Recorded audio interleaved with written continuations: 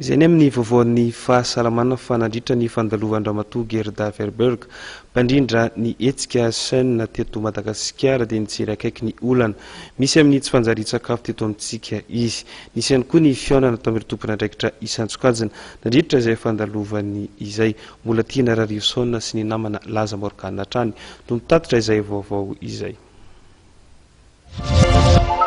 Ery lehibe ho an'ireo izay miasa misehatra ny fanafanana ny tsy fanjarian-tsakafo ny fandalovandramatoa Gerda Verburg mpandrindra ny hetsika Saina hoy Andriamatoa Ambintsoa Veloson izay mpandrindra ny ofisy nasionaly misana ny fanjarian-tsakafo eto amintsika.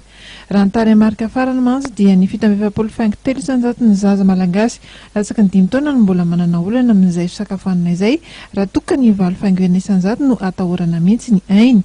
Mila hetsika mivaingana izany mba hanenana ireo tare-marika ireo.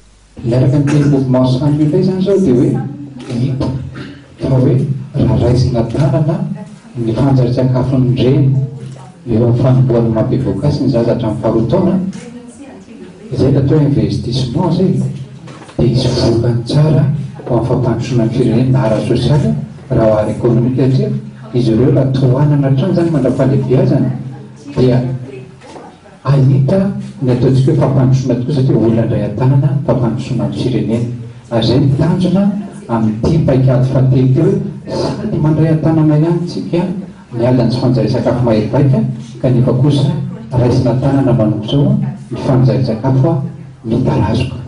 Mandritra ny fandalovan'ny Ndramatoa Gerda Verburg eto Madagasikara ity dia nisy ny fihaonana tamin'ireo tompona ndraiky mpanjakana malagasy isan-tsokajiny. Nihaona tamin'ireo solotena mahatra ny masovon'ny firenena mikambana eto amintsika ihany koa izy, ankoatra ny fijeriana akaiky ireo fototra trasa na ireo ivitoerana miady amin'ny tsy fanjarian-tsakafo izay.